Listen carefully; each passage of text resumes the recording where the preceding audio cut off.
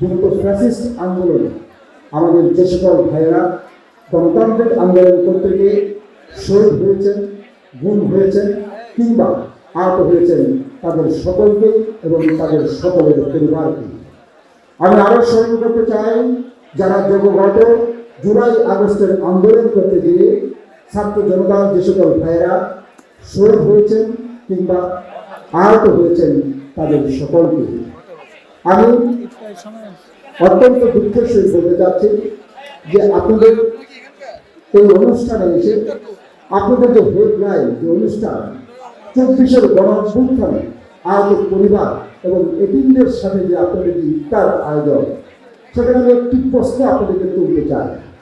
কিরকম আছেন এই আহত পরিবাররা? তাদের কে খোঁজ খবর রাখছেন? যদি তারা ভালোই থাকেন, তাহলে কিছুদিন পর পর কেন তাদেরকে তাদের সুচিকিৎসার জন্য আন্দোলন করতে হচ্ছে? আপনারা জানেন কেমন আছেন আবু সাহেবের পরিবার, কেমন আছেন সেই আবু সাহেবের পরিবার। আপনারা জানেন যে আবু সাহেবের বাবা কিছুদিন পূর্বে অসুস্থ ছিলেন, কিন্তু সেই আবু সাহেবের বাবাকে চিকিৎসার নামে বর্তমানে যারা সরকারের স্বার্থ সংশ্লিষ্ট আছেন, তারা কিন্তু কেউ পরবর্তীতে খোঁজ খবর রাখেনি। কিন্তু আমি গর্বের সহিত বলতে চাই, আমার দলের ভারপ্রাপ্ত চেয়ারম্যান যারা তারেক রহমান, তিনি এই নিউজটি পাওয়ার সাথে সাথে আমাদেরকে তাৎক্ষণিক তার চিকিৎসার ব্যবস্থা করতে বলেছিলেন এবং তার গতকালকে মেডিকেল বোর্ড গঠন করে তার সুচিকিৎসার ব্যবস্থা করা হয়েছে। যখন যে সকল ভাইরা হসপিটালে ভর্তি ছিলেন, আমাদের দলের ভারপ্রাপ্ত চেয়ারম্যানের নির্দেশে আমি প্রতিটি হসপিটালে গিয়েছিলাম, তাদের সুচিকিৎসা করে ব্যবস্থা হয় এবং তাদের আর্থিক অনুদান আমাদের দলের পক্ষ থেকে যতটুকু সম্ভব সেটি সহযোগিতা করা হয়। আমরা চেষ্টা করেছি তাদের পাশে সময় থাকার, অঙ্গীকারই তাদের সবসময় তাদের পাশে ছিলাম এবং ইনশাআল্লাহ ভবিষ্যতে আমাদের সীমিত সামর্থ্য দিয়ে তাদের পাশে থাকবে। কিন্তু আমাদের একটি সংগঠন আছে, আমাদের যে ডক্টর শিশু বাংলাদেশ ব্যাগ, তার বিপরীত একটি সংগঠন আছে, যাদের ফ্যাসিস্ট সরকারের সময় তারা কি ভূমিকা রেখেছিলেন। তারা কিন্তু 24-এর গণ আন্দোলনে যারা 24-এর ফ্যাসিস্ট বিরোধী আন্দোলনে যারা শহীদ হয়েছিলেন, পরবর্তী যারা আহত হয়েছিলেন, তাদের চিকিৎসার কার্য কিন্তু তারা ব্যাহত করেছিলেন এবং তারা তাদের চিকিৎসার হসপিটাল থেকে কিন্তু তাদের চিকিৎসা করতে তাদের সুবিধা দেয়নি।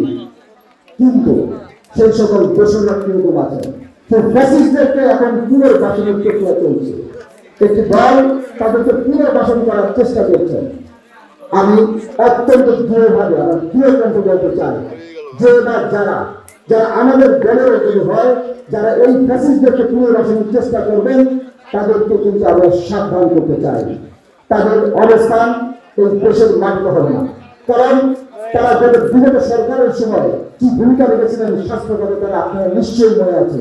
লুটপাট থেকে শুরু করে তারা সকল কার্যে অংশগ্রহণ করেছিলেন এবং এই এই হসপিটালে তারা কি কার্য করেছিলেন সেটা কিন্তু আপনাদের মনে আছে। তাই আপনাদেরকে পুনরায় বলতে চাই, যারা গত ফ্যাসিস্ট সরকারের যে দোষরদেরকে যারা সহায়তা করছেন বা কিংবা ওই মন্ত্রণালয় কিংবা হেলথে ডিসি হেলথে যে সকল জায়গায় তারা সহযোগিতা পাচ্ছেন, তাদের সকলের উদ্দেশ্যে বলতে চাই, আর নয়, এখন ঘুরে দাঁড়াবার সময় এসেছে, ফ্যাসিস্টদের বিরুদ্ধে আন্দোলন করার সময় এসেছে। তাই তাদের জন্য পুনর্বাসন না হয় সেই ব্যাপারে আপনাদের সকলের দৃষ্টি কামনা করছি। আপনারা জানেন যে ডক্টর শিশু বাংলাদেশ ব্যাগকে পুনর্গঠন করার জন্য কিছুদিন পূর্বে ডক্টর শিশু বাংলাদেশ ব্যাগের যে কমিটি, সেটিকে বিলুপ্ত ঘোষণা করা হয়েছে এবং একটি প্রস্তুতি কমিটি করা হয়েছে, যার মাধ্যমে পুনরায় ডক্টর শিশু বাংলাদেশ ব্যাগের একটি কমিটি গঠন করার প্রক্রিয়া চলছে।